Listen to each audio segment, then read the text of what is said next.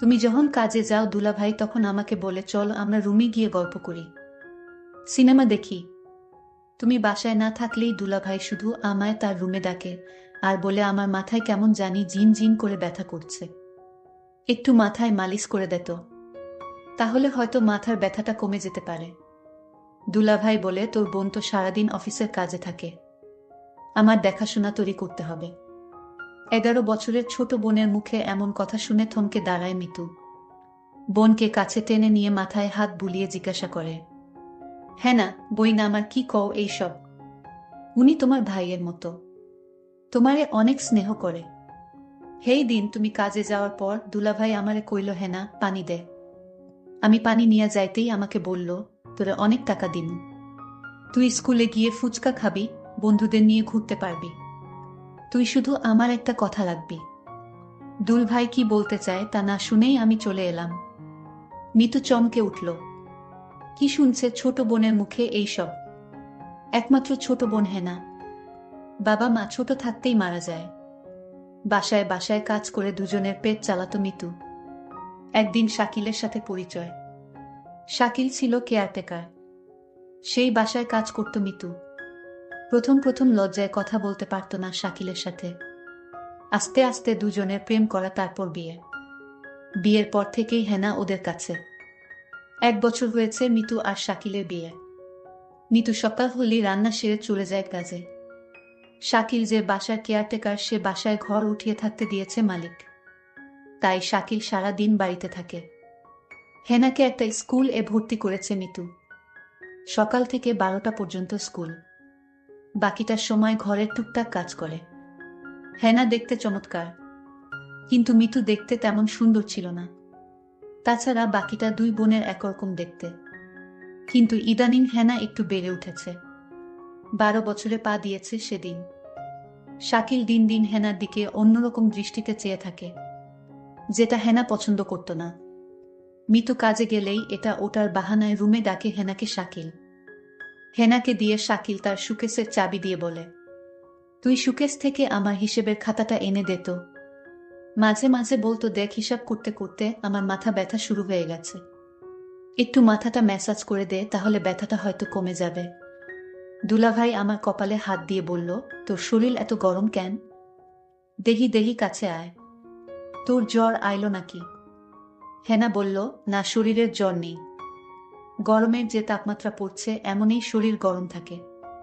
হেনা তার দুলাভাইয়ের বাহানা বুঝতে পারে, তাই তো কিছু না বলে দৌড়াতে দৌড়াতে বাইরে চলে আসে, অপেক্ষা করে বুবুর জন্য। কাজ থেকে সবেমাত্র এসেছে মিতু। মিতু আসতেই হেনা তার বুবুর কাছে এসে কান্না করে বলল, আমি তোমার সাথেও কাজে যাব, আমি বাড়িতে একা একা থাকবো না। চোট বেনের এসব কথা শুনে মনটা এক অজানায় ছটফট করছে। কি করবে এখন মিতু? হেনার যে মিতু ছাড়া কেউ নেই। এমন সময় শাকিল ঘরে এলো। এসেই মিতুকে দেখে বলল, মিতু তুমি আইছো? হেনার গায়ে জ্বর দেখলাম, তুমি দেহ তো মায়াদার কি হইল? জ্বর হইলে ওরে ডাক্তারের কাছে নিতে হইব। মিতু শাকিলের এমন কথা শুনে একটু অবাক হলো। কই শাকিলের কথায় তো কোনো খারাপ কিছু নেই, তাইলে কি হেনা ছোট মানুষ হইয়া ভুল কিছু কইল? শাকিল তো হেনার ভালোই চায়, হেনা হয়তো ওর দুলাভাইরে ভয় পায়, তাই এমন ভুল বুঝো। ছোটবেলা থেইকা মাইয়ারা এমন, খুব সহজে যাকে তাকে ভয় পেয়ে বসে। তাই তো মিতু ব্যাপারটা সহজভাবে নিয়ে হেনার গায়ে হাত দিয়ে দেখে সত্যি জ্বর। আরো শিওর হয়ে গেল হেনা শাকিলকে ভুল বুঝছে। হেনাকে মিতু বলল, হেনা তোর গায়ে তো সত্যি জ্বর, চল তোরে ওষুধ আয়না দেই। এই বলেই মিতু হেনাকে নিয়ে ডক্টর দেখাতে চলে গেল। শাকিল মিটমিট করে হেসে দিয়ে বলল, হেনা তুই যতই আমার নামে নাসিল করস, তোরে আমি একদিন সত্যি সত্যি। যেতে যেতে মিতু হেনাকে বলল, হেনা তুই মানুষটার নামে এমন মিছা কথা কইতে পারলি? তোর কত খেয়াল রাখে দেখছস। হেনা বলল, বুবু তুমি আমার কথা বিশ্বাস করো, দুলাভাই আমারে খালি তার রুমে ডাকে আর কি জানি বলতে চায়, কিন্তু বলতেও পারে না। আরে তোর দুলাভাই তোর ভালো চায়, আর এই জন্য তোকে চোখে চোখে রাখে। বোকা মেয়ে, কিছুই বুঝিস না। মিতু ছোট্ট হেনাকে বুঝিয়ে বলল, শাকিল একেবারে সাধাসিধে, ভুলটা হেনার। আমি মিতুকে বললাম, বুবু যেদিন কিছু একটা হবে সেদিন আমার কথা বিশ্বাস করবে, তার আগে নয়। বুবু আমায় জারি দিয়ে বলল, বাদ দে এসব কথা, এখন ডাক্তার দেখাবো। ডাক্তার বলল হেনার শরীরে জ্বর, আর তাই তাকে ভালো ওষুধ খাওয়াতে হবে। হেনার জন্য ওষুধ নিয়ে বাসায় চলে আসলাম। হেনার সমস্ত ওষুধের খরচ শাকিল দিল।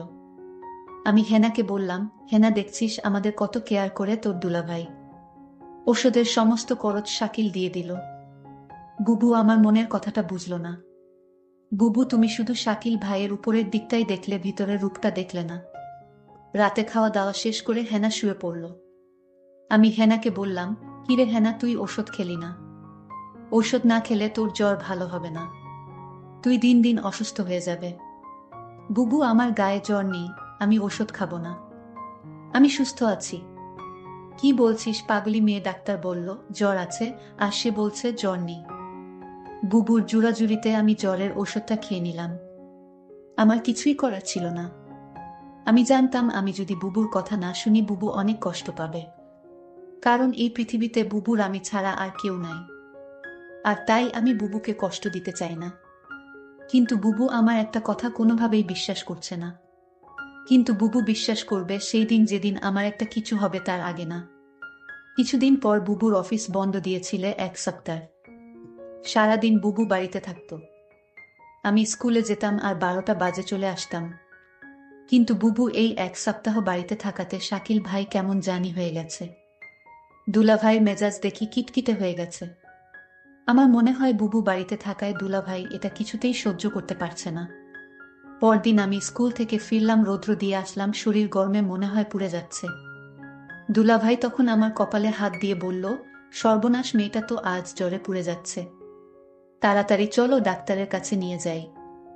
বুবু তখন বলল, তুমি হেনাকে নিয়ে ডাক্তার দেখিয়ে আসো, আমি বাড়ির রান্না ভাড়ার কাজটা সেরে নেই। হেনা তখন আমায় বলল, বুবু আমার জ্বর হয়নি, আমি ডাক্তারের কাছে যাব না। বুবু, তুমি কেন বুঝ না আমার কথা? দুলভাই শুধু অয়থায় ডাক্তারের কাছে আমায় নিয়ে যায়। আমার শরীরে জ্বর নেই। বুবু, আমি ডাক্তারের কাছে যাব না। দুলাভাই বলল, আচ্ছা তুমি যখন যেতে চাচ্ছ না তাহলে আমি গিয়ে ওষুধ নিয়ে আসি। বুবু বলল, দেখছিস তোর দুলাভাই কত ভালো, তোর একটু সমস্যা হলেই তোর জন্য কত কিছু করে। আজকাল এমন মানুষ পাওয়া বড়ই কঠিন। হেনা, বুবু, তুমি দুলাভাইকে চিনতে পারোনি। তুমি মানুষটার সাথে সংসার করছো অথচ তার মন মানসিকতা সম্পর্কে তোমার ধারণা নেই। বুবু, বুবু, দুলাভাই তোমার সামনে আমার সাথে ভালো আচরণ করে। চুপ কর, তোর দুই ভাইয়ের নামে কোনো বদনাম করবি না। আমি বুবুর কথা শুনে অবাক হলাম আর মনে মনে বললাম, বুঝবে বুবু, বুঝবে। সময় হারিয়ে সবই বুঝবে। আমার কথার কোনো মূল্য তুমি আজ দিচ্ছ না। পরদিন বুবু হঠাৎ অসুস্থ হয়ে পড়ে বিছানা থেকে উঠতে পারছে না। শরীরের একটু শক্তি নেই। বুবুর শরীরের প্রচণ্ড জ্বর চলে আসছে। দুলাভাই বুবুর অসুস্থতা দেখেও বলছে, আমার আজ একটা জরুরি কাজ আছে বাহিরে, আমার আসতে একটু লেট হবে। দুলাভাইকে বললাম, বুবুর গায়ে তো জ্বর আসছে, বুবুকে ডাক্তারের কাছে নিয়ে যেতে হবে। দুলাভাই বলল, তুই একটু নিয়ে যা, আমি আজ যেতে পারবো না, কারণ আজ আমার জরুরি কাজ আছে। আমি বুবুকে বললাম, বুবু দেখলে আজ তুমি অসুস্থ, তাই তোমাকে ডাক্তার দেখাতে নিয়ে গেল না। আজ যদি আমি অসুস্থ হতাম তাহলে দেখতে কত দরদ দেখাতো। বুবু আমার কথা শুনে কিছুটা আমার কথা বিশ্বাস আসলো। বুবু তখন মনে মনে বলল, ঠিক আছে, শাকিলের মতলব সম্পর্কে আমার জানতে হবে। শাকিল কি আসলে সে উপরে উপরে ভালো, নাকি সত্যি শাকিল একজন ভালো মানুষ? রাতে শাকিল ঘরে ফিরল, ডাইনিং টেবিলে খাবার ছিল। সে নিজ হাতে খাবার খেয়ে সোজা ঘুমিয়ে গেল। আমি আশ্চর্য হয়ে গেলাম। আমার খুব কষ্ট হচ্ছিল। শাকিল আমায় অসুস্থ দেখে গেল, অথচ একবারও জিজ্ঞেস করল না, তোমার কি জ্বর কমেছে? শাকিল জানি কেমন হয়ে গেছে, অথচ গতকাল আমার বোনের জ্বর আসলো, তার প্রতি সে কত না কেয়ার দেখালো। এসব চিন্তা করতে করতে আমার রাতে ঘুম হচ্ছিল না। আমি সারা রাত ঘুমাতে পারিনি। তাহলে আমার চোট বোনটা যা বলল তা কি সত্যি বলেছে? না, এ হতে পারে না। সকালে ঘুম থেকে উঠে দেখি শাকিল নাস্তা না করে চলে গেছে। আমি তাকে ফোন করছিলাম, সে ফোন ধরে বলল, আমি একটা কাজে আছি, আমি তোমায় পরে কল দিচ্ছি। আমি তখন শাকিলকে বলতে চেয়েছিলাম, শাকিল, আমার 2 দিন ধরে জ্বর, আমার জন্য কিছু ঔষধ নিয়ে এসো। সেটা বলার আগেই সে ফোন কেটে দিল। আমি ভাবলাম কিছুক্ষণ পর আবার ফোন দিব। প্রায় 2 ঘন্টা পর আমি শাকিলকে ফোন করলাম। আমি বললাম, 2 দিন ধরে আমি অসুস্থ, তুমি আমার খোঁজ রাখনি কেন? শাকিল বলল, আরে আমি এই 2 দিন একটু বিজি ছিলাম, তাই কোনো খোঁজ রাখতে পারিনি। তারপর আমি বললাম, যদি পারো তাহলে আমার জন্য কিছু ওষুধ নিয়ে এসো। ঠিক আছে ঠিক আছে, আমি নিয়ে আসবো, এখন ফোন রাখো। আমার মনে হলো আমি তাকে ফোন দিয়ে বিরক্ত করেছি। একদিন রাতে শাকিল ঘুমাচ্ছিল, হঠাৎ মধ্যে রাতে দেখি শাকিলের রুমে নাই। আমি রুমের চারদিক ভালো করে খুঁজতে লাগলাম, কোথাও শাকিলকে দেখতে পাইলাম না। তারপর দরজা খুলে রুম থেকে বের হয়ে দেখলাম হেনার দরজার কাছে গিয়ে হেনাকে ডাকছে। আমি বললাম, শাকিল তুমি হেনাকে ডাকছো কেন? শাকিল আমাকে দেখে চমকে গেল। শাকিল বলল, আর বলো না, হেনার ঘরে আমার ল্যাপটপটা রাখা ছিল, তাই হেনাকে ডাকছি। কারণ ল্যাপটপে অনেক হিসাব পড়ে রয়েছে, তা আজ রাতে শেষ করে অফিসে জমা দিতে হবে। শাকিল তুমি আমার সাথে মিথ্যা বলো না। আমি জানি তুমি জব করো না, আর তাহলে তোমার অফিসে কিসের কাজ? মিতু তুমি আমার মুখের উপর তর্ক করো না। আমি যা বলছি তাই সত্যি, আমি নতুন একটা অফিসে জব নিয়েছি। আমি তার সাথে আর কথা বাড়ালাম না। শাকিলের প্রতি আমার সন্দেহর মাত্রাটা বেড়ে চলল। এখন শাকিলকে আমার তেমন বিশ্বাস হয় না। কখন কি করে বসে তার কোনো ঠিক নেই। আমি শাকিলকে বললাম, যেহেতু তুমি একটা চাকরি পেয়েছ, তাহলে আমার আর কাজের দরকার কি? আমি না হয় বাসায় থাকলাম, তুমি চাকরি করো। শাকিল তখন আমায় ধমকে সুরে বলল, তোমার যে বোন রয়েছে তার লেখাপড়ার খরচ কি আমি দিব? তুমি তোমার কাজ করো, আমি আমার কাজ করি। শাকিলের কথা শুনে বুঝতে পারলাম তার আসল চেহারাটা বের হয়ে আসছে ধীরে ধীরে। আমি বললাম, ঠিক আছে শাকিল, তোমার কোনো চাকরি করতে হবে না, আমি তো আছি। দেখলাম শাকিল অনেক খুশি হয়ে গেল। পরদিন আমি কাজে চলে গেলাম। বাড়িতে হেনা আর শাকিল। আমার এই দিন কাজে কিছুতেই মন বসছিল না, কারণ আমার খুব চিন্তা হচ্ছিল আমার বোনটাকে নিয়ে। আমি যেখানে কাজ করতাম সেই মালিককে বললাম, আজ আমায় একটু আগে ছুটি দিয়ে দেন, আমার বাসায় একটু সমস্যা।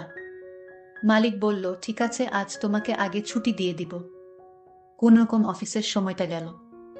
আমার ডিউটি হচ্ছে সকাল 8টা থেকে রাত 8টা, কিন্তু আজ আমি বিকাল 4টায় ছুটি নিয়ে বাসায় চলে আসলাম।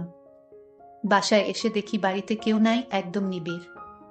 আমি হেনাকে ডাকছি, হেনা কোথায় তুই? আবার শাকিলকে ডাকছি, শাকিল কোথায় তুমি? আমি কারো সারা শব্দ পেলাম না।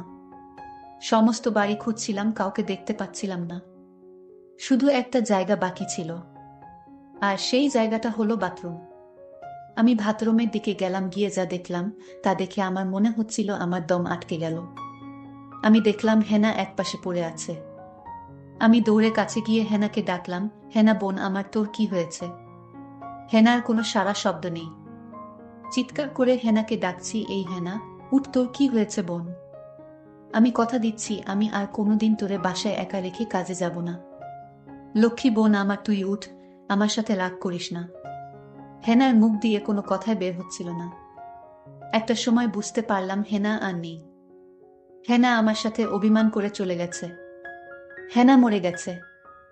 আমি কাঁদছিলাম আর বলছিলাম, হেনা বোন আমার, তুই একবার উঠ, এই যে আমি কথা দিচ্ছি এখনই তোকে নিয়ে অন্য কোথাও চলে যাব।